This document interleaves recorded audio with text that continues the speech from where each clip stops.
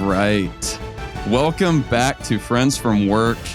Co-creator of Ben 10, writer of Superman, JLA, Deadpool, and Spider-Man, Joe Kelly. Thanks for coming back on, Joe. Yeah, thanks for having me back. I think in recent memory, this is definitely the first repeat performance I've done. I don't know if I've nice. Okay. Yeah, a repeat guest for other people. So thanks for having me back. Oh man, no, we're honored. It's funny because the timing, we talked in July last, I think, and it can't have been long after that 8 Deaths of Spider-Man was announced. And so, we had talked a bit about Spider-Man in the context of that, or in that conversation, but obviously it was more of a Deadpool focused talk. And so I remember you saying when we last talked that Spider-Man is your all-time favorite superhero, and we have that in common. So whenever I saw that you were coming back on just for a bridge, what I thought was a bridge run there was exciting for me. And then, once the announcement came out that you were going to be on the new volume of Amazing Spider-Man, that was very exciting. Oh, well, thanks. I'm very glad. It was exciting for me too, and it was also a surprise to me that it was not a bridge. That's the crazy mini origin story of this whole thing was that I'd been asked to do the 8 Deaths story, which was awesome, and I had been working on that probably a couple of months before I spoke to you last time, and then we had a Marvel summit. And I got invited to the summit, which was cool. It just worked out well, that I happened to be there. And it was really obvious that they didn't have the next person yet. They didn't know who was following up Zeb. And I was, I had a nice time in the room with everybody, and I felt like I contributed, and I was like, is this a terrible idea? But should I pitch myself for this, taking over Amazing? And Nick is like, I don't hate that idea, which is always a ringing endorsement. Yeah. Nick being Nick Lowe. Yeah, Nick Lowe, and editor supreme. And he so he ran up the flagpole, and I guess other people didn't hate it. And then we decided to give it a shot. And in part, I haven't done a monthly in a long time, mostly due to the nature of the animation business. I never felt like I could take on that kind of a commitment. Yeah. And right now, as you may or may not know, the animation business is in all sorts of crazy shenanigans. So it's kind of the ideal time to do a monthly and sort of see what's up. And it's been great. So, we had to shift gears on 8 Deaths. And that's when we got, Justina Ireland to come in and help out. And she did an amazing job because she basically was helping build the boat while it was in the water, because I had most of the story figured out, but I didn't have all the, nuts and bolts, because I was like, oh, yeah, I'll get to it when I get to it. And then all of a sudden now I had to, pass the ball to somebody else. So, she did a very, stellar job and was super pro, Yeah, I feel like y'all's styles complemented each other well in that. I mean, obviously it's y'all both had sections of issues that were bombastic and funny and big, and also some more introvert or introspective moments. But I did think that it was kind of a nice passing a baton each time to kind of get to a different section of the story, and to maybe just different instincts from both of y'all. I think covered a lot of ground that maybe you wouldn't have thought to cover if you were just at the helm for the entire thing. Oh, sure. Yeah, 100%. And yeah, she was really great, especially with, the relationship stuff. I mean, there were elements of that story where we knew we wanted Peter to be in a pretty conflicted place and maybe not fully behaving in the way that we're accustomed to seeing. We've seen him juggle relationships and stuff before, but because of the sort of dark nature of that story, it was a little bit different. And she was really good about being like, if he does X, he's troubled. If he does Y, he's a dick. And we just were like, good. We don't want the dick part. So thank you for that perspective, And so she was great with that and really helped. chart that stuff. And and she was awesome. Yeah. So it worked out really well. Well, it's also nice there that you have, you're coming in as someone with a lot of Spider-Man experience, and we'll talk about that in a second. But Justina is someone that I think had written. I don't know what the timing is on that. I know she wrote like a Blood Hunt tie-in for Amazing Spider-Man, so she wasn't new to the book. But I think it's probably helpful to have that different perspective also. Absolutely. And I mean, she's a novelist. I mean, she's done plenty of work. Yeah. Sometimes you get somebody who's like new-ish to comics, even though she's been in the industry for a little bit of time, but she has been a writer for a long time. So it was an easy yes to work with her. Well, talking about you having a lot of experience with Spider-Man and you saying that he is your favorite kind of all-time superhero. I mean, that's a bold statement coming from someone that has written Superman. I mean, I agree with you, and I also love Superman. But I was curious, what was your introduction to Spider-Man as a character? Was it an animated show, or did you start with the comics from the get-go? Yeah, I think I really think that my probably literal first time ever seeing him was on the Electric Company, which I'm sure predates your life. Is a PBS show, and it was like a silent segment that was narrated by Morgan Freeman. It is crazy like early job of Morgan Freeman's. I did not know that. That's fun. Yeah, it's great. When you go back and hear it, you're like, oh my God, it's young Morgan Freeman. Wow. But that was probably my first like visual intro or non-comics intro. And then the old cartoon, they were rerunning forever. It was just in syndication forever. So it was that 60s cartoon. Yeah. And that would have been, when I was aware of it, it was in the early 70s. And then but the comics, like I was given this box of comics by my uncle, and it actually had a lot of DC in it. It had a lot of Superman, a lot of war books, horror books, which the horror books were very fundamental for me. Like they really became a sort of cornerstone of stuff I was interested in, Witching Hour and House of Secrets and House of Mystery. Yeah. But the only Marvel books he had were Spider-Man. And I, just read the hell out of those books. And so I dug him as a kid. He was just, I don't know, like he's such a bombastic character. He's such a colorful character. The action is always so cool. The powers are so fantastic. And oddly, I don't know, like it's funny you mentioned Superman. Like I do love Superman. Like, and I came to love Superman after writing him, for a bunch of years. Much more than I did as a kid. I liked him fine, and that the first Richard Donner movie was again formative. I mean, it's outstanding. It still holds up for what a hero can be. But Peter being so kind of like always troubled and always screwing up and always worried. I think the worry and the guilt, like those are things that even as a young person, I was able to understand, and you didn't see that coming from Superman, right? He's just sort of moving through his adventures, and he's worried about Lois, or he's worried about making sure people aren't hurt, but it's like superhero stuff. It's not the human stuff, at least not in the books at that time, in the books that I was given in this box. I don't want to disparage anybody's writing. It's just, that was not how I perceived that character. But Spidey was like, you could be Spidey. Like it didn't seem like that big of a leap to go, oh yeah, if I get bit by a spider, this is it. I'd be that dude. It is funny.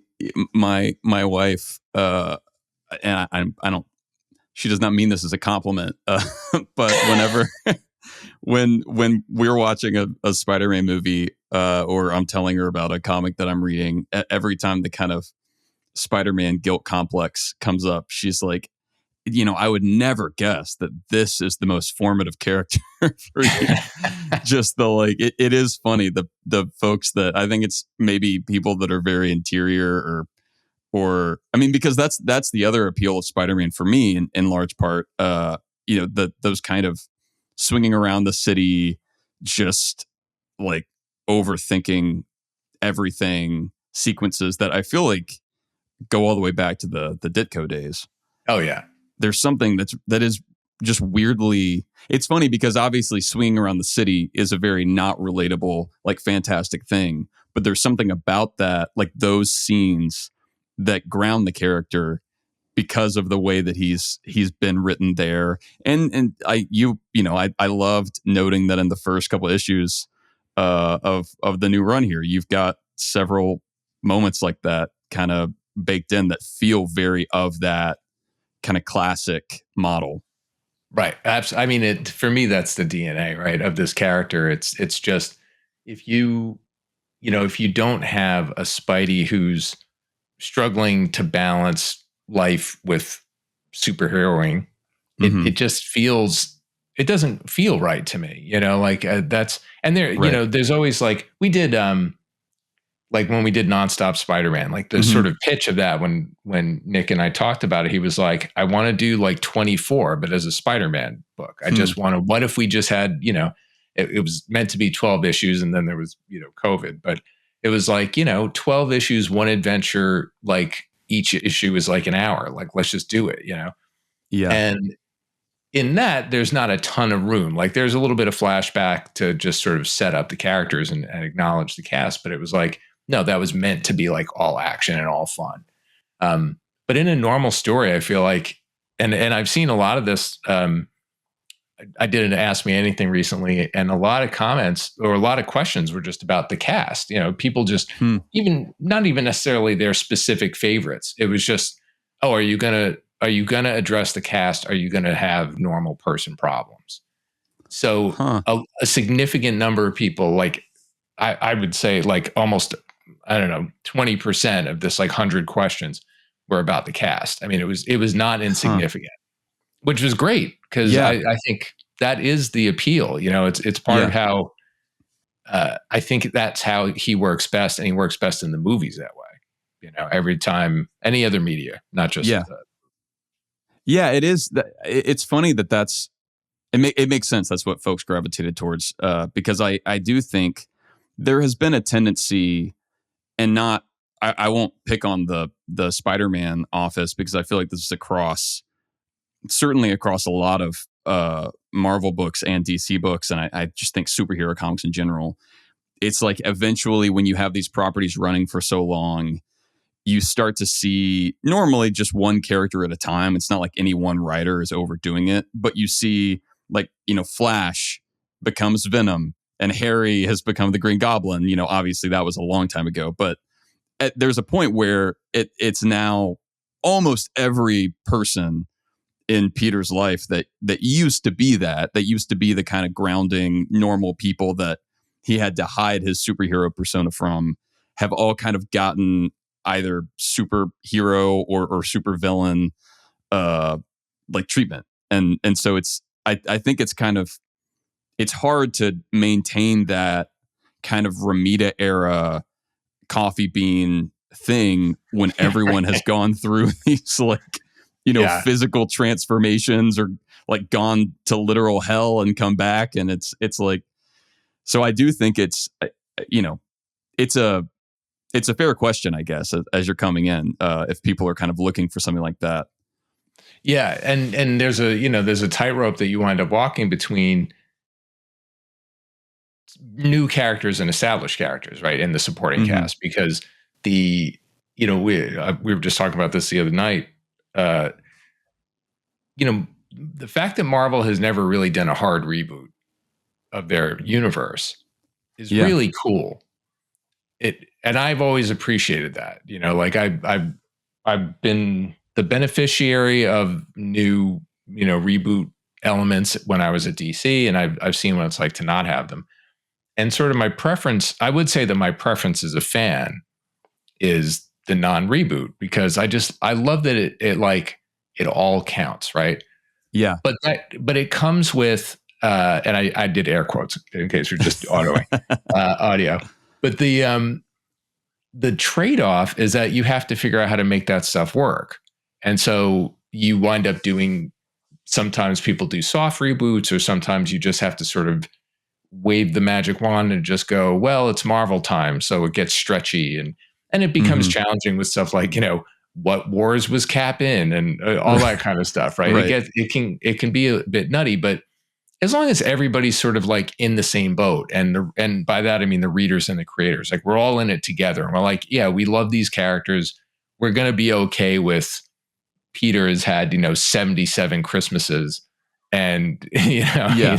it is what it is, and we're going to just be okay with that. I think as long as people are in that spirit, then we can, then you can play. Like you can have more fun with the cast, and you can have somebody who, it's like soap opera 101, right? It's like, somebody died and they came back and they don't remember, and it was their twin brother, and, all that sort of chaos. It works in melodrama. It's fun. And we do a lot of melodrama, Yeah.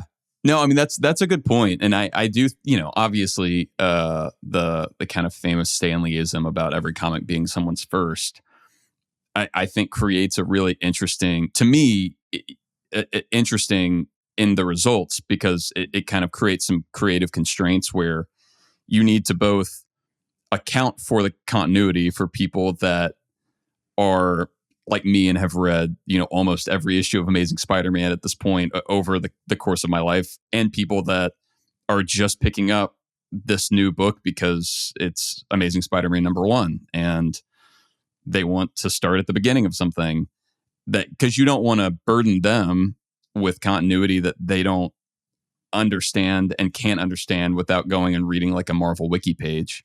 Right. But you also don't want to turn off the people that feel like that stuff counts and it does matter, and you want to see it impact Peter in some legitimate way. Yeah.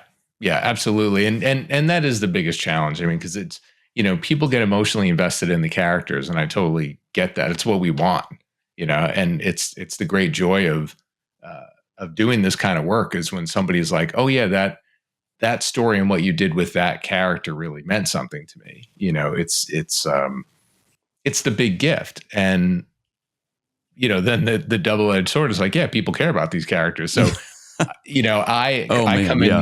I come in brand new, and then I'm sort of dealing with the consequences of something that happened. Forget about 16 years ago, 60 years ago, right? Yeah.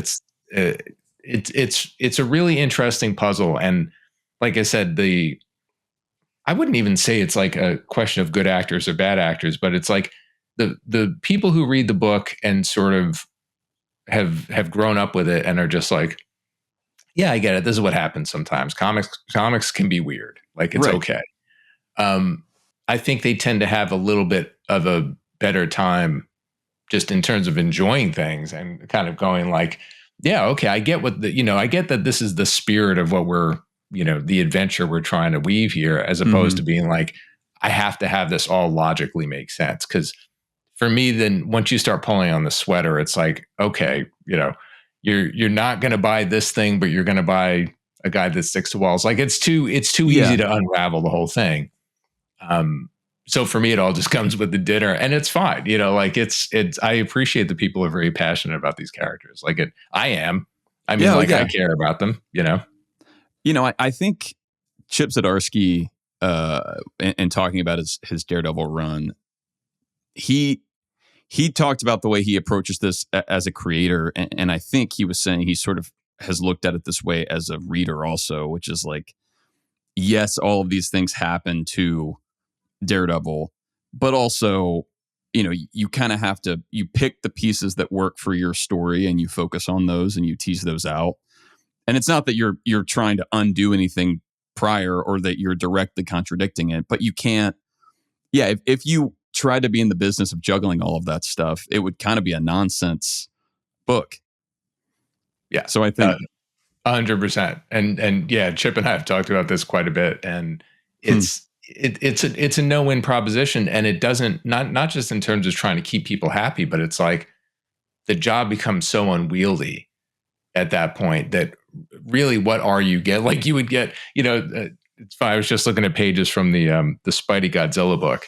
And Oh man. because it's set in the 80s, I sort of like, I looked at a bunch of comics from that time, and I sort of put in a ton of like editorial caption boxes. Oh, I love some that. referencing real comics, some referencing other ones that don't exist. And there's a ton, there's thought balloons in it. Like it's all, it's super fun. It's of the time. You would get a comic that was like 3 pages, and then all of it would just be notes explaining all the other things, right? If you had to worry about continuity to that depth. So it's like, you take what works. Hopefully everybody goes along for the ride. Yeah, some people are going to be like, oh, what about that thing that I love that also works? Yeah. And it's going to show up some other time. We probably talked about this last time, but One Piece is like very near and dear to my heart. Oh, yeah. Got it introduced to me by my son, and I'm caught up, completely caught up. And that's impressive. Yeah. Yes and no. I mean, it's 1,200 chapters, but you can get to it. That's true. Yeah. Especially if you enjoy it, and I really do. And the thing that you go, okay, this is at the moment 25-year-old story that's been written and drawn by the same person for all that time.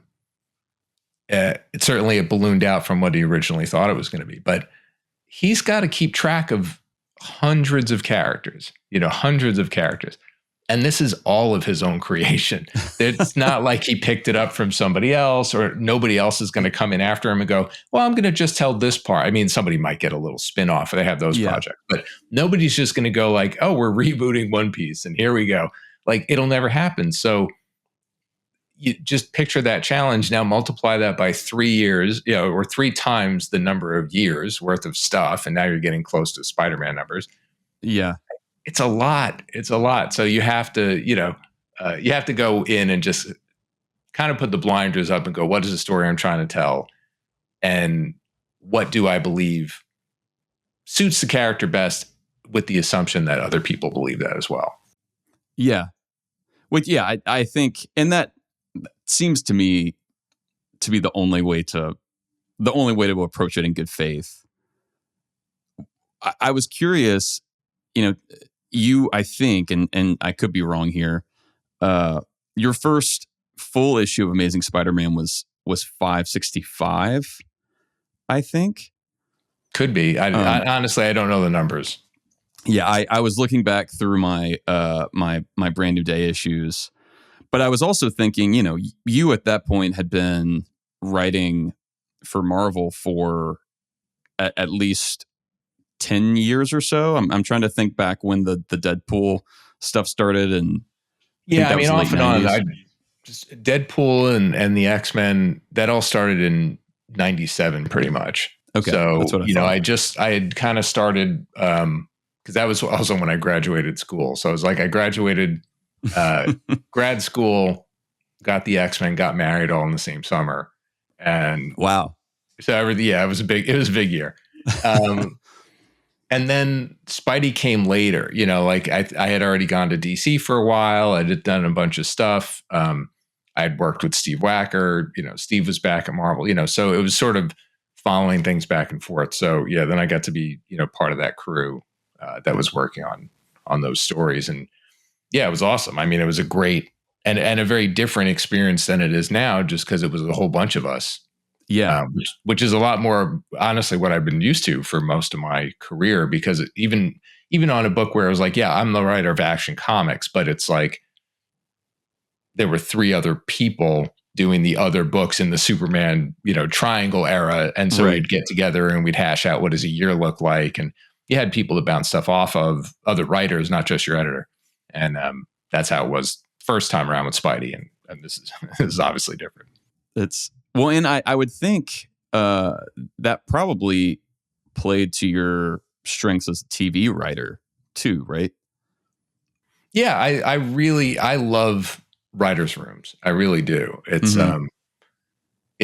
I find it incredibly fun. I find it super inspirational. Like, even when people are butting heads a little bit, as long as you don't have, what you would call an assassin in the room, which is like the person who just craps on everybody's ideas instantly. It's like, well, that can't work because of X, Y, and Z. like, I don't, it's like the living Yeah. embodiment of the Simpsons comic shop guy. Like, I don't, Right. that's not who you want in the room. And I've been lucky that generally we don't get that. So it's a really fun way to keep you on your toes, get a bunch of ideas going. Everybody Yeah. sort of approaches stories slightly differently, but you all have the same vocabulary, you know, so you can talk about, oh yeah, in this act, this should happen X, Y, and Z, but everyone has like a slightly different sense of what that means. And the tension of that brings out some cool stuff.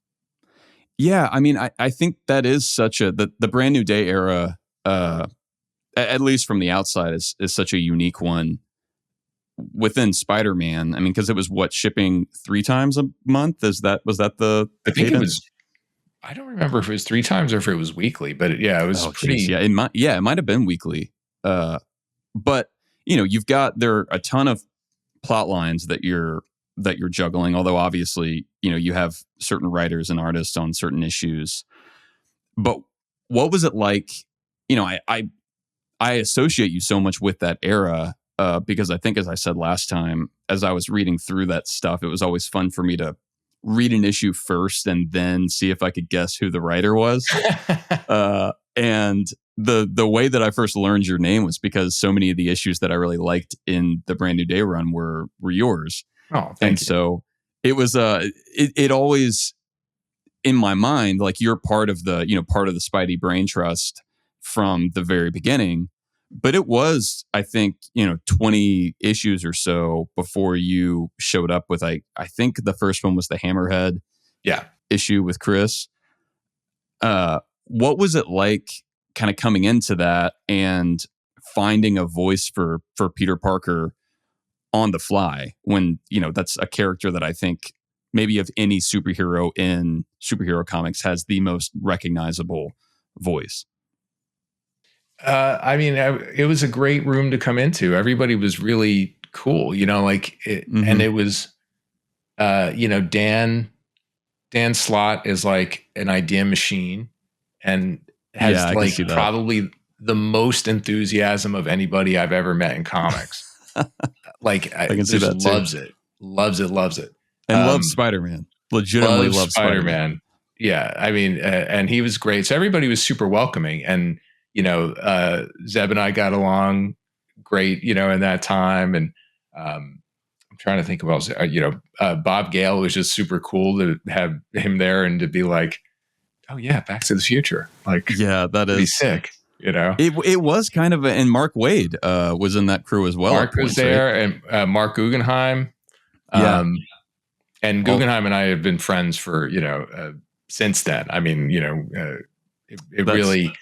it was just a good room, like it was a good bunch of people that really wanted to do cool stuff. And, it wasn't hard in terms of like finding the voice. 'Cause I think him being my favorite, it was just like, there are some characters where I feel like you have to really dial in intellectually.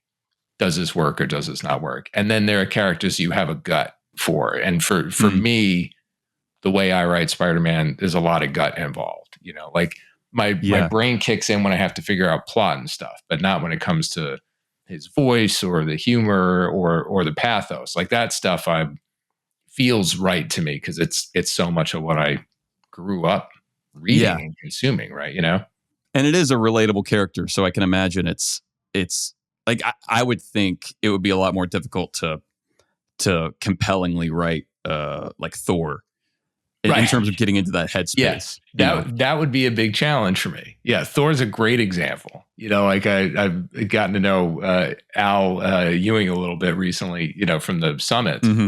And I'm just, and I've read some of those books and I really like what he does. I love his Thor book. Yeah. And I'm like, my brain does not do that. Like, I would have to do a lot of work to figure, like, it would be fun for a short period of time. I think I'd be like, all right, cool. I want to do a Viking story and this will be awesome.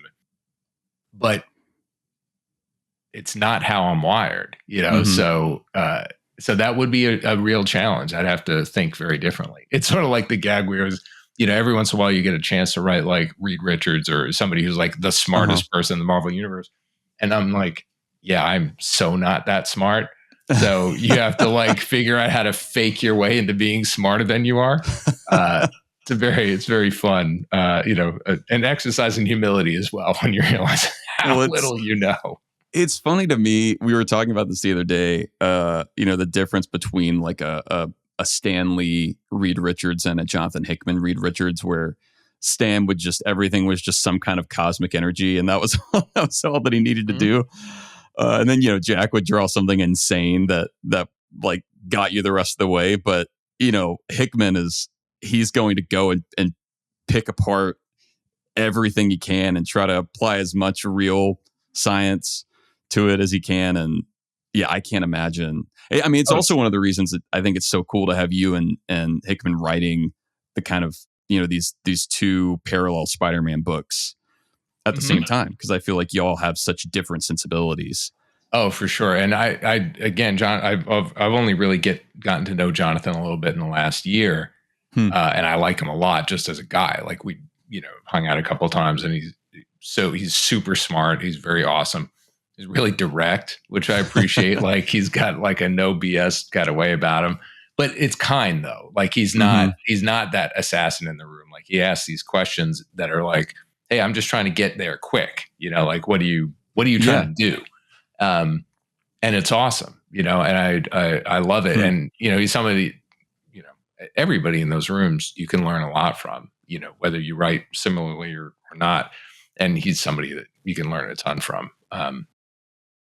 But it is funny. It reminds me of, when I was going to school, one of my teachers, he was like a, special guest professor, was this guy named Lorenzo Semple. And Lorenzo, he was the creator of the original Batman 66 show.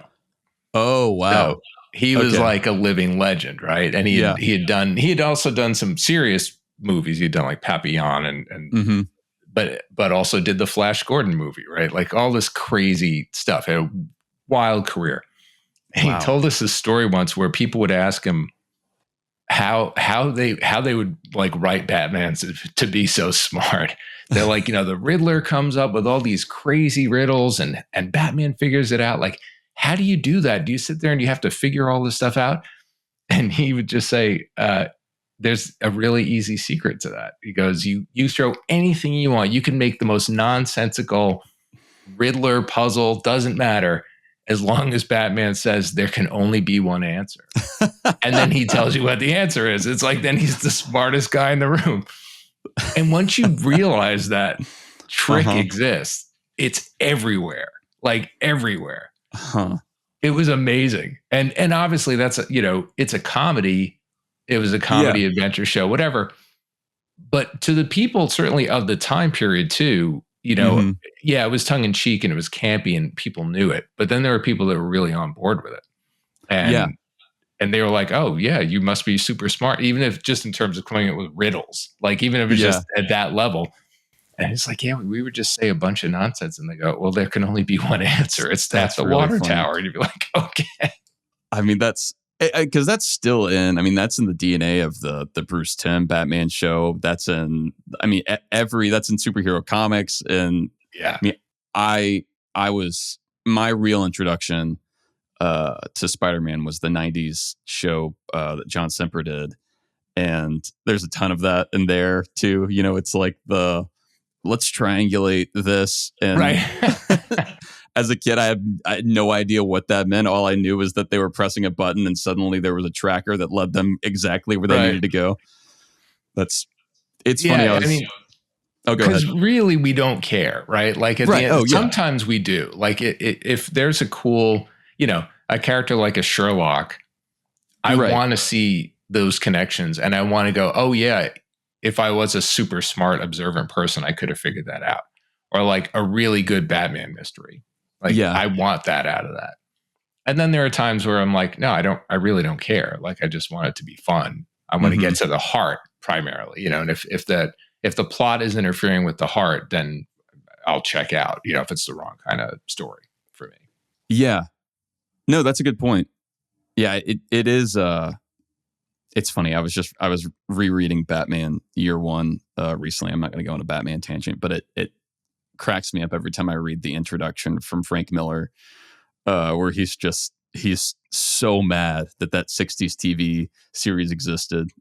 He's got to right the wrong, which, I love everyone loves Year One. It's an incredible book. Yeah. But it is always funny where it's like, I think that these could both exist. I'm okay with them both existing. It's a beautiful thing about Batman. Like I use this term for Batman specifically. I've always said he's a bulletproof character because you can get 66 and Dark Knight, and they both work. Not just because it's of the time. There's just something about that character that you can play him for comedy, you can play him for the most deadliest serious version, and it works. I don't actually. I think you could put Spider-Man in any situation and he can work, but I don't know that you can just go, oh, this is the totally silly version, and then this is the super grim dark version, and he would hold up. I actually don't know if that's true. Yeah. Batman oddly is like he works as a vessel for the reader in a different way. It's like a vessel versus a surrogate.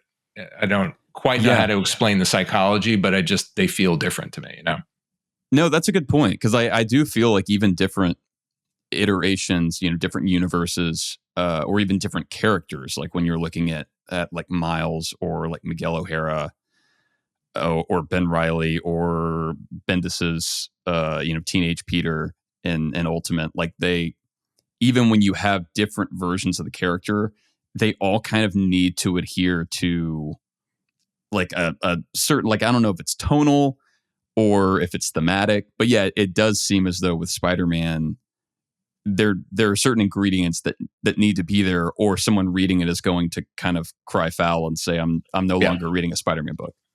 Yeah. And I think that, oddly, like Superman, I think is that way, and at least for me. And I know that this is something I never thought would have been controversial, but it did become controversial once, he killed somebody in a movie.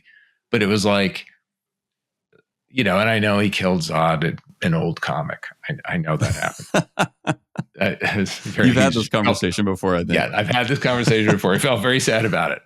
But it always, anything that felt like cavalier about that felt wrong to me. There was actually, I remember as a fan, like as a reader, there was some Elseworlds that had, and I don't know who wrote it. I just know that as a reader, when I read it, it felt wrong to me. And it was like old Superman, and he had a giant gun on the cover. I don't remember it. It was a weird Elseworlds thing, but I just remember it feeling like that just doesn't feel like Superman. Like this idea that he had to get to that point where he had to shoot somebody felt weird. And whereas with Batman, we've seen images with him with a gun, and it's not like the Batman I would typically picture. Yeah.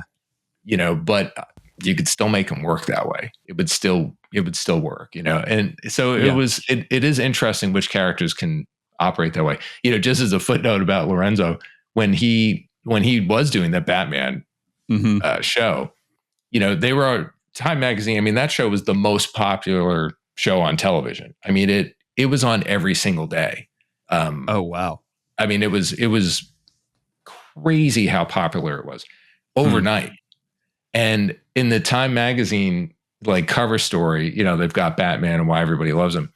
And then in there, it's like the most hated man in America was Lorenzo. Like it had its own article because all the comic fans were so pissed because they were getting, I think at the time, the sort of Neil Adams like detective version, who was it was super realistic.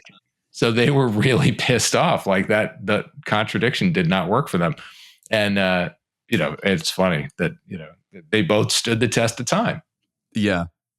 It is funny, as someone that's been reading Spider-Man comics since as long as I remember, and weirdly started with like a random Stan Lee, John Romita issue. So kind of like, I think a fairly classic look at Spider-Man, but I guess just because of when I was born and all the different versions that have always been around, to me, I never felt super wed to one version.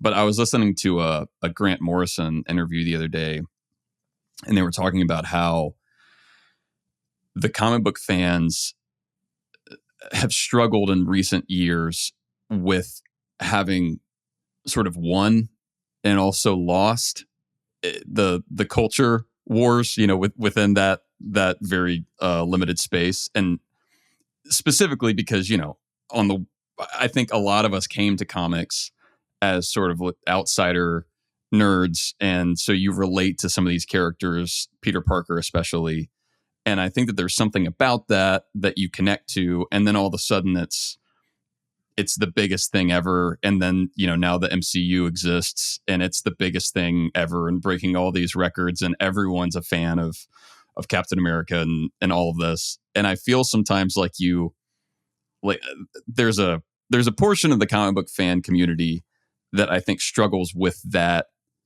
like that exact feeling that comes, I think, when Batman 66 arrived, where it's not only that this is not reflective of what I view as the character, it's also that it's kind of being taken from me a bit and sort of, wrested from my control. Yeah, I think that's completely fair. And it is to a large degree, the fans who are really invested, I think they had that reaction if a creative team takes the book in a direction they don't necessarily love too, right? I mean, it's not just across media. It can be within the book, or across books or whatever. This guy gets it, this guy doesn't get it, however people look at it. And I think it's a testament to how powerful the reading experience is on the one hand too, I mean, there are certain things that I read on an iPad, but most of my life I read comics, in physical form. Mm-hmm. And I don't know, that connection and that regular monthly or weekly, however often you would get books from the store, like that tactile connection really, I think, elevates our relationship with these characters, and so then when it gets challenged, like what you're describing, where all of a sudden I don't like gatekeeping at all. I think I don't, fans are welcome, period. Like I want there to be new fans, old fans, standard bearers, whatever. You want the old fans to be like, oh, you like Spidey? Cool. You should read Kraven's Last Hunt. That's an awesome story. It's like, you want that. I don't want the fans that are like, oh, you like Tom Holland? Well, like that doesn't do me any good. Yeah. And I don't think it does anybody any good, right? It's not a fun, and it's not in the clubhouse anymore. But it is that really visceral reaction we have to these characters, that then when something changes, or even within ourselves, right, we grow and the characters don't, because it's, illusion of change, right? That's how you maintain a character for so long. Yeah. That can be frustrating. And it's kind of you have to, I think, as a reader, just go, well, do I want to stay on this train, or do I want to just keep going back to the books I love because they exist, right? That's like the Alan Moore of it all, right? Where every time a movie would come out, he'd be mad about. He eventually got to be like, just read the book. Like the book exists. And that's why he stopped finally getting mad. Oh yeah.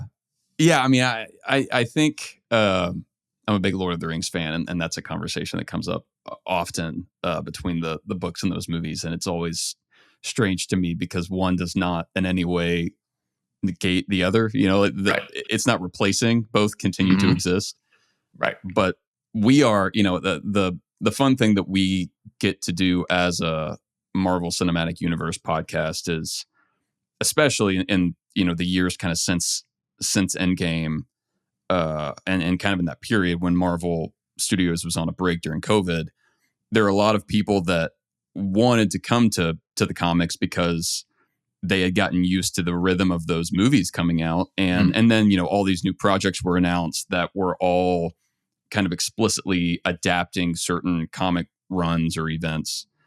And so we've gotten to walk with a lot of folks that had never read comics ever, and in the last couple of years are now in our Discord reading stuff weekly, and now they have pull lists, and that's cool.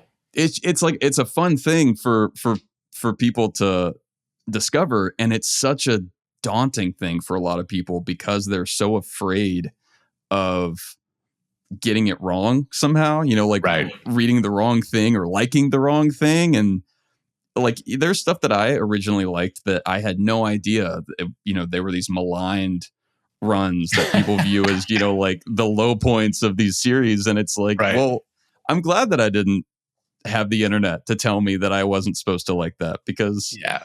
I did. And it may or may not still be my favorite thing, but it's a shame when that is, I do feel like there's a difference between the fandom and the gatekeeping. And Oh yeah. Yeah. And the funny thing about like something being a favorite, Steve Siegel always tells a story where he would, he has a complicated relationship to Superman. It's like he got to write Superman. He didn't necessarily love him as a character.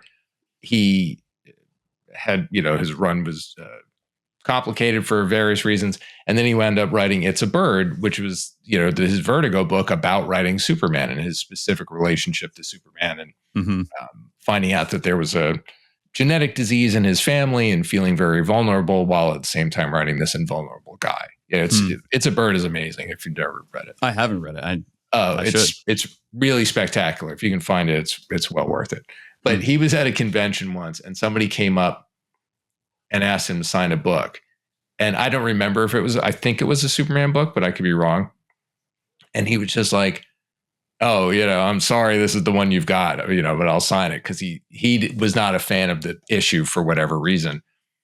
And the person was like, this is like my favorite comic. Like really, they weren't, I won't go so far as to say they were crestfallen, but it was like, they were stunned that was his reaction, and he recovered quickly. And it's like, yeah, everything is somebody's favorite, like, which is it's so wonderful. It's like, and I like to, I get into my nerd arguments with my friends and my family about different things. Like, you like that one? What? That's so stupid. Or, like my son, and my nephews, we talk a lot about anime and manga, and, I'll be into a character and they'll just be like, what is wrong with you? Like, he is terrible, and it's partly just a perspective and age. But when it's, again, in the right spirit, it's fun. But they would never like crap on me for liking, Denji and Chainsaw Man, right? I'm like, I kind of relate to him. And they're like, he's just horny and stupid. I'm like, yeah, well, I have been horny and stupid. I understand this character. I don't know why you guys are claiming you don't understand this character. And it was, but it was very funny to me. So it is, I think there needs to be room for everybody to just go like, cool, like what you like. And you don't have to like crap on other people, And the other thing is that you never know. There are things, there are gems that are hidden in there too, that somebody, just from my own experience of like Space Ghost, it was like, I think if you look at Space Ghost on its face, you can go like, okay, it's just this sort of silly Hanna-Barbera cartoon from back in the day. I love that damn thing. And then when I had an opportunity to update it and do an adult version and make it dark, people were like, I had no idea Space Ghost was so cool, especially in the middle, because there had been the Adult Swim show, right? And he was just a goofball character. And I didn't do it to like counterbalance that. It was, if anything, I made sure I named him the same name that they use on the show on Coast to Coast. Yeah. Because I was like, oh, let's have some continuity fun and be like, yeah, he was dark, and then he becomes the cartoon guy, and then he becomes the Adult Swim talk show host. Like, there's an arc. But there was room for both. And if people are just like, no, it's him being an idiot interviewing people awkwardly, cool. And then if they come to my thing and they're like, oh my God, he's dark, terrible Avenger, like, great. That's fine. It's fine. No, I think, that to me feels like exactly the right way to handle like what we were talking about earlier, like this kind of long and varied continuity stuff. And, less so with a character like Space Ghost than with a character like Batman or Spider-Man. But it does make me curious. You've been a fan of Spider-Man for a long time. And we talked about the just kind of wild continuity there. Given that you were already, you were familiar as a fan, but then also, you had written parts of the story kind of on and off for the last, 15 years. When you got the gig to start a new volume here, which is different from Eight Deaths, in that Eight Deaths feels a lot more self-contained. Sure, It's Amazing Spider-Man, obviously, but you're not dealing as much with like the classic villains, or a ton on some with his history there, and in some very meaningful ways, but not necessarily having to mind the continuity per se. Right. Did you find yourself like needing to or wanting to do any kind of homework? Did you go back and read the runs? Absolutely. Like, and I will typically go as far back as I can sort of stomach on a character, and look at a bunch of stuff. I don't do the like, oh, I'm going to read every single thing that was ever written. Right. Because that way lies madness. I mean, it's like, then you get 60 years of ideas and go, oh, now what do I do? Yeah. Because there is good and bad and everything. But I go back, I looked at, I read up to basically Death of Gwen Stacy, just to sort of get into that land again and go, why did this work? Why did this take off? Why did, and it's all the same stuff that we're talking about, right? It's the soap opera. It's the regular life. It's worrying about Aunt May. Oh, I got a cold while I'm fighting the rhino, or whatever. Like, it's all that great stuff. Making some discoveries there too, which is how angry Peter was all the time, which was a bit of a discovery for me, because I think that because of the other media, especially because of cartoons, we're sort of programmed to misremember him as like, oh, he was a nerd who got stuffed in lockers by Flash Thompson, who he didn't really hang out with until much later. Yeah. And it was like, no, like, he was mad a lot. Like, he would storm out of the coffee bean, just because Mary Jane looked at Flash or something. Like, it was hilarious. So that was useful to go back and look at that. And then it's kind of without doing too much of a deep dive into the stuff that I loved, it's just spending a little bit of time going, why is Kraven's Last Hunt so important to me? And why was it so seminal in my understanding of Spider-Man, and the other, stories that I did get to work on, and why I felt they worked. But, just these, I try to go back to the time when I was honestly like the biggest fan. And then, so that was a period of time where I was buying and reading the books when I was much younger. And then there was sort of like the movies came out, and then it was, well, what did I like about the movies? What didn't I like about the movies? And it just kind of helps distill, like, all right, what is the DNA? And then where does that now bounce off of me, like, as the writer I am today? Right. Yeah. Because it can't all just be nostalgia. For me, that doesn't work. I think for some people it can work, but for me, it can't just be nostalgia. It can't just be like the vibes of when I was a kid. But it's what works, apply craft to that, and then try to, kick off something new. And it's daunting because there is a lot. There are a lot of types of stories that I want to tell, and I would really like to have sort of this tapestry of subplots and overplots and things that all weave together. And when you sort of however long I get on this thing, that you get to go, oh yeah, he figured out a lot of stuff, like right up top, that's paying off 30 issues later. Like, in a perfect world, I would love to do that. And that can be a little daunting, because it's just the type of planning, that takes. But then you can look back at some of these old issues and go like, oh yeah, in my head, this thing was like a saga. And then you go, oh no, it was 5 issues. Like, they just got it done so quickly. Or it's like, oh, the introduction of a character, they were so mysterious. And it's like, no, they just threw somebody in shadow and just kept talking about them. And then they showed up. Like, it wasn't really a mystery, right? It's a fake mystery. So that takes a little pressure off.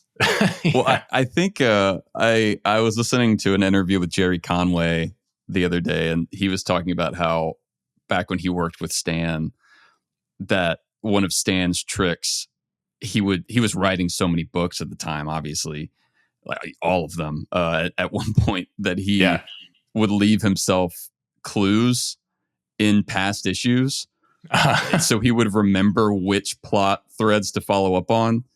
And there is something kind of comforting about that, like these issues that we view as the Bible of Spider-Man, Right. as like the perfect distillation, like setting aside the fact that, he called him by the wrong name for the first issue. It's also, it's kind of, there is something, it at that point, they didn't have the privilege of sitting back and like plotting out this whole thing No. for years down the line. And No, they're coming from the tradition of pulp writers. I mean, it's quite literally the same job, right? It's just like, how many words can I crank out in how short a period of time? Because the book has to be printed. yeah, The end, right? And so it's just like they're just running and gunning. And obviously to a much lesser degree, because I'm not writing however many titles Stan was writing at the time. But it's like, shipping twice a month rather, yeah, is okay, it's 2 comic books a month. It's not hard to physically write that. Like, that's not a ton of physical writing. But to plot it out and make sure the train is moving and you're having a good time, and you have to be willing to be a little bit looser than I'm typically am. I do like to plot everything out to the best of my ability. Usually we would plot things like a year at a time. It was just a good number for everybody. mm-hmm. Year's 24 issues. Like, that's a lot of issues. And you write full script, right? And I write full script. Yeah. So sometimes I wish I did not, but I just can't not. It doesn't feel right to me. Yeah. It feels like I'm not doing the job. And with any artist, I'm always like, I don't care if you want to change stuff. Like, I don't write like, oh, my word is law. It's just, this is how I do it. So if it's helpful, cool. Like, my stuff looks like a movie script. I don't write panel 1, panel 2 even. It's just sort of, it's implied because of the way it's broken down. But right. If it's like, hey, you've got a better way to do this, knock yourself out. And a lot of times I get choreography questions from artists and they're like, this doesn't quite work. Can I do this? I go, yeah. As long as I didn't lose X, I need X to happen. However you get there, I don't care, and that's fun. That's the guy who first got me into comics would really describe it as jazz. I mean, like, that's the jazz part, where it's just like you set a bass line out and then the artist is playing sax and then the drummer kicks in. You're like, cool, I can freak out and go, that's not how it should be done. This is what I wrote. Or you shift your bass line and you figure it out. That is the fun part of working at that rate of speed. Well, I mean, that's one of the things that I am always preaching about, when I'm trying to get people to read more comics. I think there are so many, obviously across all these different forms of media that we have. We've got like some of the best television coming out right now, and I feel like a lot of really great films, but I feel like one thing that's really unique about comics, it still takes a lot of time and obviously takes a lot of money to make these, but you still, relatively speaking, are boiling it down to a couple of creators that are really speaking into it, rather than, dozens or hundreds when you're dealing with some of these massive productions. And so it really does feel like this kind of, I'm sure it varies depending on relationships, but the like almost alchemical, result of Joe plus Ed, or, Joe plus Pepe or JRJR, which I think, that's a fascinating contrast there. I mean, first off, I think you might have one of the best Spider-Man art teams like this side of Y2K. It's insane. Yeah, I keep describing it as an embarrassment of riches, and I don't know any other words for it. I mean, it's just preposterous. But it's also, it's tricky sometimes because I like on certain books for there to feel like there's a continuity, like artistically, you want it to feel similarly. And this is one where, just based on the first issue, and, I'm very familiar. JR is one of my favorite artists. Sure. So I'm familiar with his style in Spider-Man, but it's it's weirdly complementary where like he and Pepe just have such different strengths that I love it. It's like you get everything that you would want, like all of the like there's something really they're cinematic in very different ways, I guess. Sure. And it's hard to describe. Like I always feel like JRJR is so underrated for his pacing and for the way that he structures out scenes like he's like a storyboard artist or something. Oh, 100%. Yeah. And it's so like it moves. Master storyteller.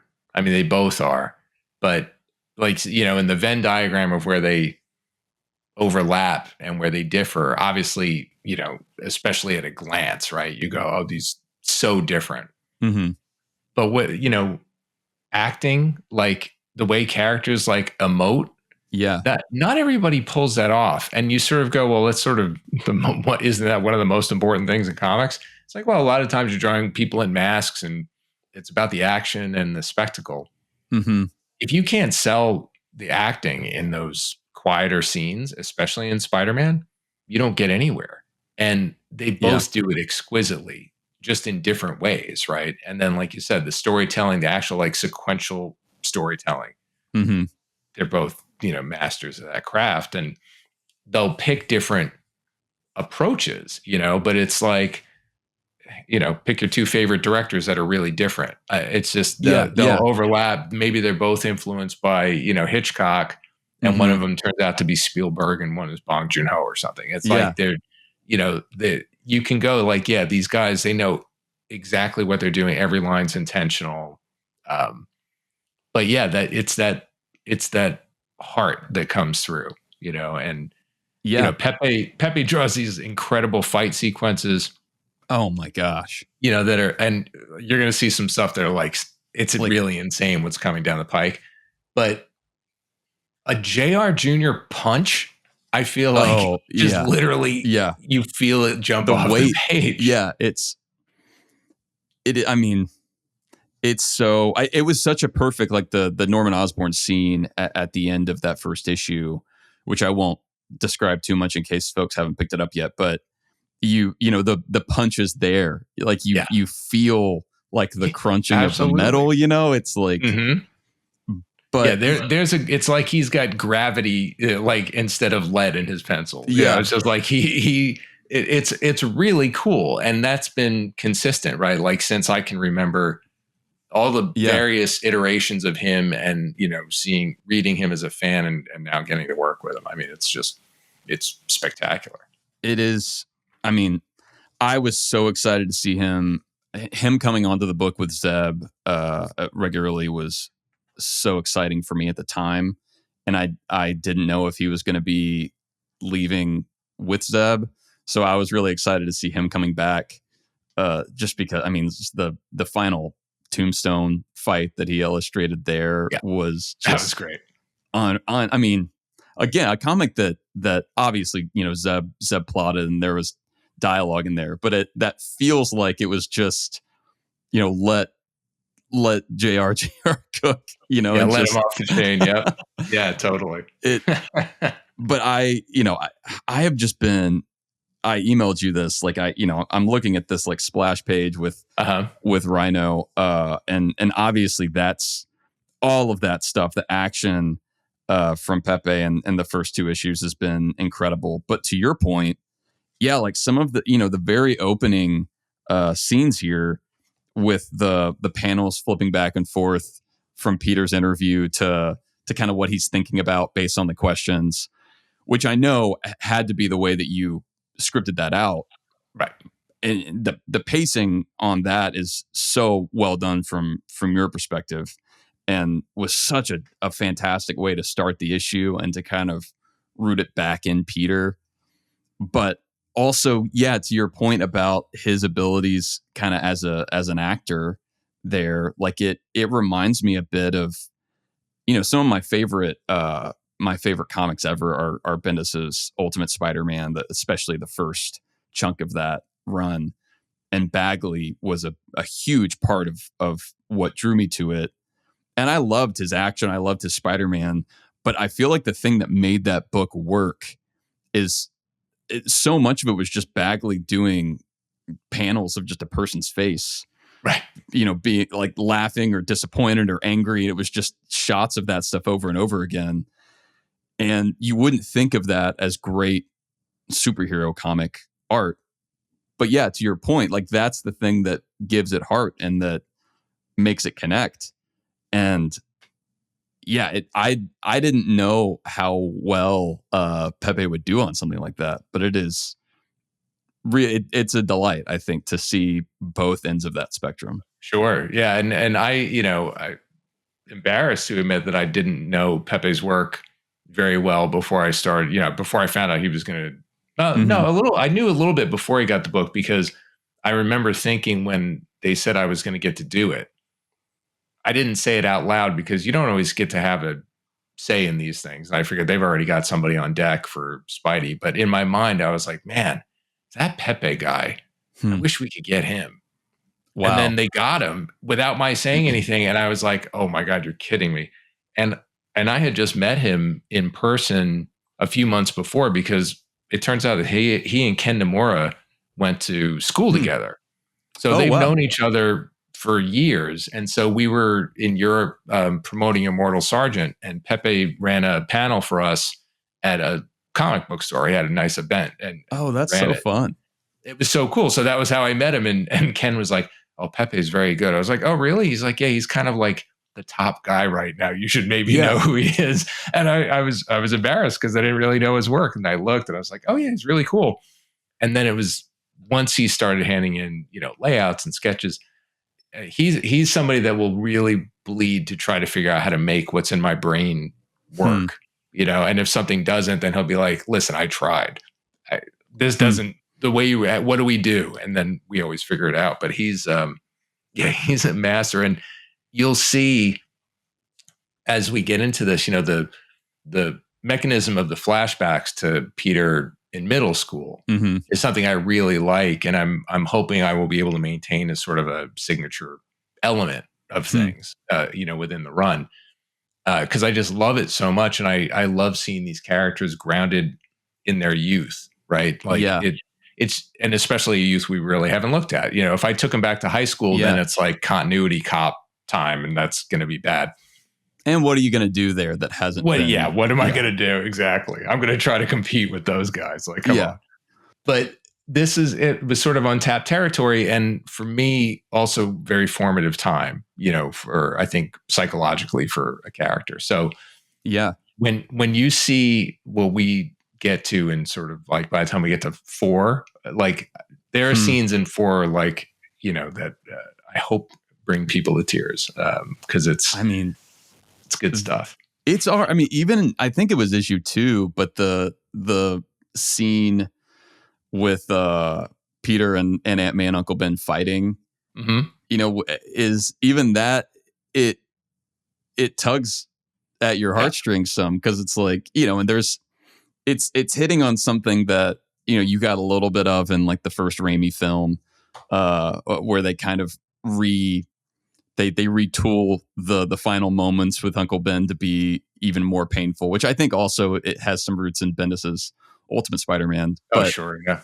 But I do think that, I love the idea of the middle school Peter one. I love the visual of the first shot you get of the broken glasses and like the smile, the jagged smile. I mean, it's like that. I don't know if that's what was in your head, or how much that kind of altered your, how you were envisioning those sequences. But it's such it's an immediately recognizable version of Peter that is not, to your point, a version that we've ever seen before. Like, you see Peter in the sweater vest, right, and you're like, oh, high school Peter Parker, that's the kind of easy trick.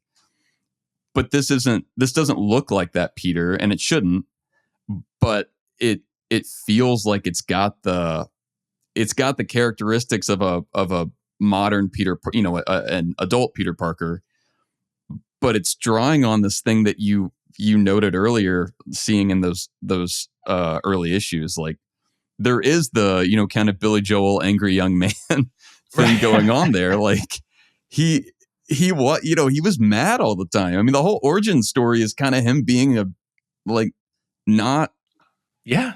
kind person. Not the best. Peter's not the best. And that, looking back at that stuff, it's like, well, I think there are reasons for that. And I don't think that the reason, I mean, certainly I think when he was cooked up, I'm sure that it was just like Stan was like, yeah, teenagers are punks. Let's all be punks, right? I mean, Stan was younger than I am now when he did it, but it's like, it was just that there's sort of like, yeah, I'm looking at attitude, right? And it becomes shorthand for, I have to compress an entire lifetime into a quick series of events so that you can get to the death of Uncle Ben, right? But the looking at that in a younger character starts to beg questions like, really, what are you mad about when you're 12? And what does that really come from? Which we get to, in this arc.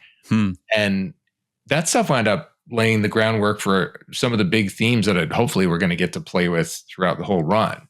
And it's not loss necessarily, but the fear of loss, which is something I realize that I'm obsessed with because I've written about it a bunch of times in my career. Like loss is painful, but fear is more painful to me.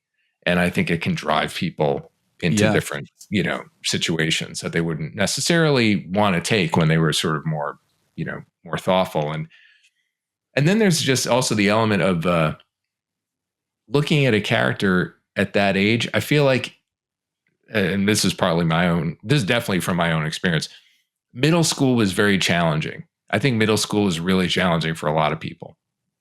High school, I feel like you're aware of the striations and like, okay, am I a gazelle or am I a lion? And I'm going to figure this out.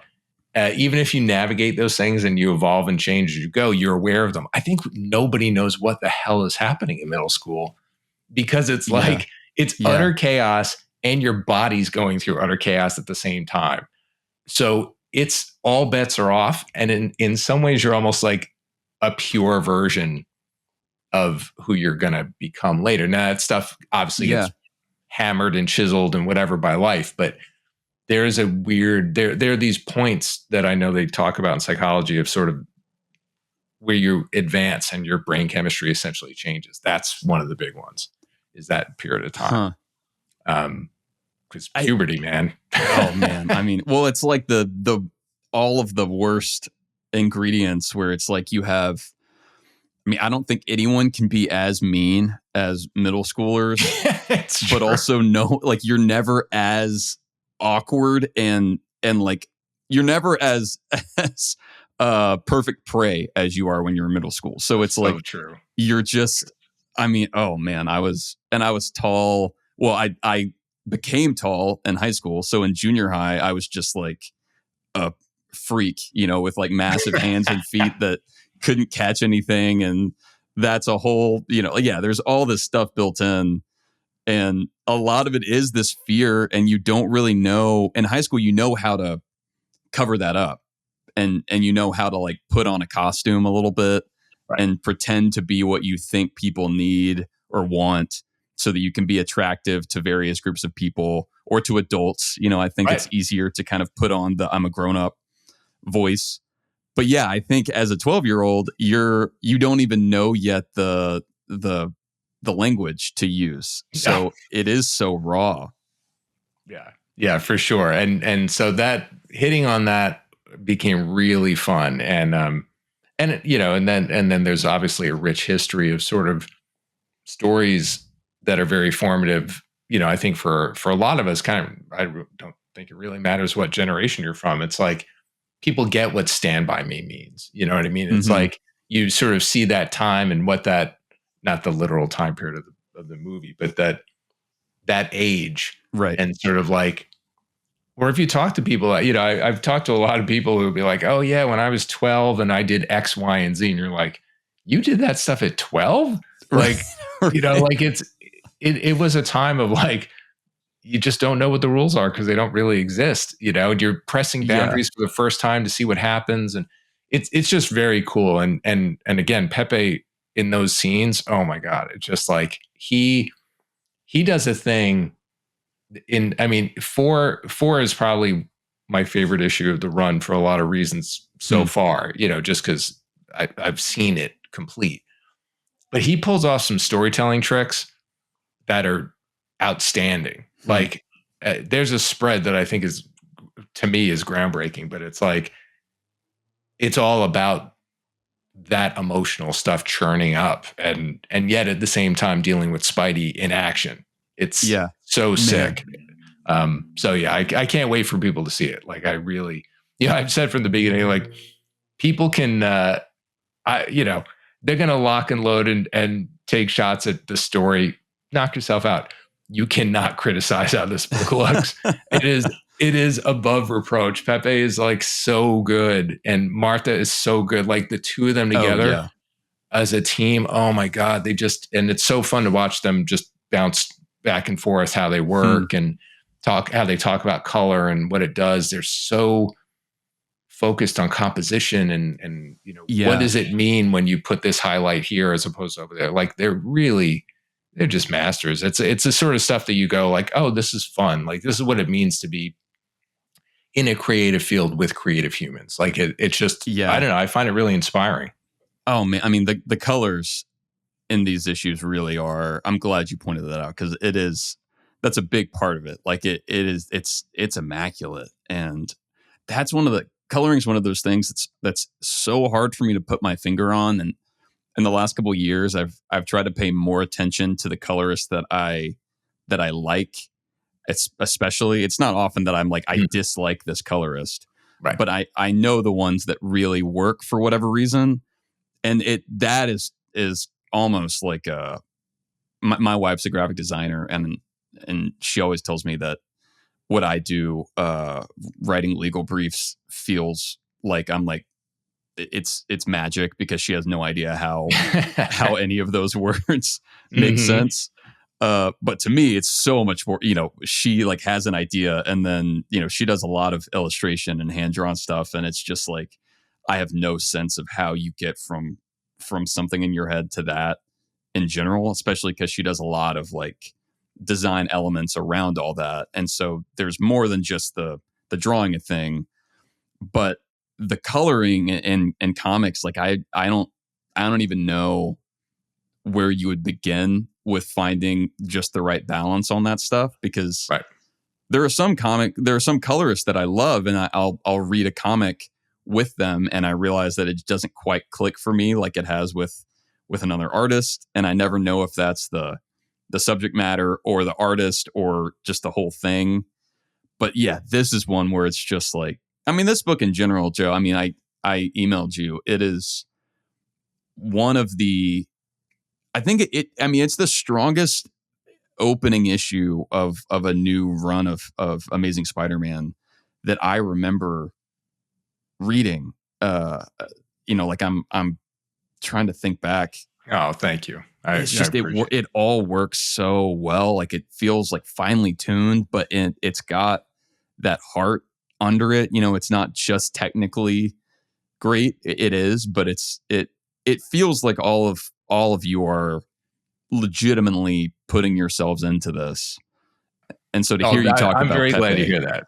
Yeah, I'm really glad to hear that because it's true. I mean, all the conversations I've had with everybody, it's everybody really, we do love this character. We love this book.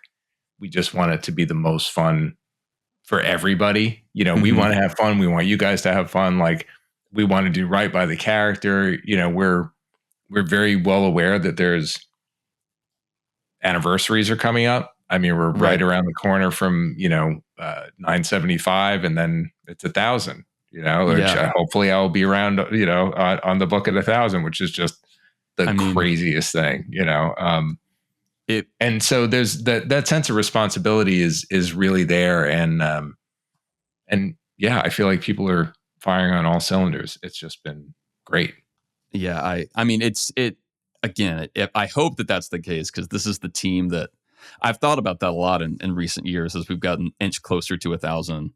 What would my dream team be in that situation? Because there are so many writers and artists that I've really loved on the book over the last 15, 20 years that could ostensibly work on it. And I haven't really, I mean, this is the first time that there's a team where, if y'all are continuing to work together in the way that you have, including with John Romita Jr., I mean, that's everything that I think we could ask for as readers. So well, thanks. I think hope so. I'm very excited. My last question for you, and I'll let you go, is you've talked about some of these issues that you have coming, or that you've seen in full. Obviously, the book is shipping, twice a month, and that is a lot for any one artist to do. I do know, John Romita Jr., he calls it deadline style, the the way that his art has evolved over the years, which I love. But I don't know if that makes it easier for one or the other to move more quickly. But I was curious, because they have such distinct styles, whenever it comes to picking an artist for an arc, is that all through Nick's office, or is that something that you kind of get to speak into with John and Pepe? Yeah, well, I'm definitely aware of what the schedule is ahead of time. And it's funny. I used to say that I don't adjust the writing for the artist. I do a little bit, up top. Mm-hmm. But this is such a unique beast, so you kind of have to. Like they like different things. They have different styles. Yeah. Different strengths, etc. With, again, that Venn diagram, the stuff they both do great. I never have to worry about. So it's not like I'm changing things a lot. And I've been proving myself wrong sometimes too. Like, I keep telling this story about how I wanted to give Johnny like a double page spread, like, big moment, thing. And he's like, hey, would you care if I made it a splash and put a storytelling page instead? And I was like, yeah, sure, if you want to. He gave me like a 9-panel page, which I would not have expected. Yeah. And I would have felt bad if I wrote him a 9-panel page, because I would have thought he liked the bigger images. And then I was like, oh, all right, great. Well, now I know I can write you 9-panel pages. Yeah. And so you learn that as you go. And we're doing some pretty fun gymnastics, I think, certainly in this first, so far, how am I through? Half a year? But it'll bring us through, to the whole year. And then, wow, so you're far ahead. Yeah, right now I'm 6 months ahead, I think, total, which is great. But because of the way people leapfrog, that doesn't totally mean anything, but it's fine. And yeah, I mean, the farther ahead I can be, the better. Yeah, I mean, because it just makes me stress less. Because you just know they're nipping at your heels, and then if something comes up or somebody gets sick, or all of a sudden I want to go on vacation or whatever, life gets in the way, But yeah, it's been cool. I'm definitely involved. I definitely go, okay, who would be better for blank? And we go, okay, I think it would be cooler for Pepe on this one. I think it's cooler for Johnny on this one. So we definitely get to talk about it. And then just by virtue of sort of the chaos of schedules and, holidays and whatever, Johnny has just started getting more caught up to where where I'm at. Not like he's that far ahead, but it's just where now I'm really seeing here's a complete issue. Cool. Like now I'm looking at, this is what I wrote. This is what I got, cause he did that, the Godzilla FF book. So, which was super fun. Yeah. So, that kind of didn't take him off the board, but it just, I have more backlog of Pepe than I do of Johnny. So now as I'm starting to see it, and I get to see okay, this is how he interprets the stuff I do and whatever, I'll definitely be making adjustments going forward, because it'll make more sense, and that's the sort of stuff that nobody would know, or even, I have time that if I had to tweak scripts, I can, but it's that may be the sort of thing that really reveals itself 6 months down the line, where you start to see the adjustment period. But, everybody's communicative, which is great. And they're just such great guys to work with. And it's been, it's been a real pleasure and a real joy and an honor. So, I think the spirit, for me at least, the spirit of just going into this is like, all right, we have locked arms and let's just have a good time. Yeah. Has been coming through. Well, it does. I mean, I that makes sense because, we've talked about the stuff from Pepe and John that worked so well in that first issue with like the Norman fight there at the end. But also, I don't know if the plan was always for him to introduce this new villain at the end of the first. But I mean, that talk about like a John Romita Jr. like it Totally. just the weight of it, like that is, it's like feels carved onto the page. Yeah, 100%. And he definitely gets, the Hellgate introduction is JR Jr. and that it's going to be sick. Like I can't wait to have those things in front of me because I know it's going to be like insane. It's going to be, and Pepe's version would have been insane too. Right. But it's the construction of that character was like, oh no, this is going to be a great, Johnny villain. So, and there's something really fun about letting Pepe kind of do these massive, like, the last page of I guess the bulk of the first issue when he turns and sees all these villains from across it's fun seeing for fans of the comic, longtime fans, seeing some recent villains, some classic villains, a lot of classic villains, obviously, but it's kind of fun to have an artist that's newer to Spider-Man. Every artist is newer to Spider-Man than John Romita Jr. at this point. Get to like put a spin on all these old characters, and then kind of let John come in and do something that feels so new and fresh. It's like it's not necessarily what you would expect when you see those two names on the book. So it makes sense that there's some intentionality there. Yeah, and again, it is the tightrope walk of whether you think of it as older versus newer or classic versus modern or whatever, it doesn't matter.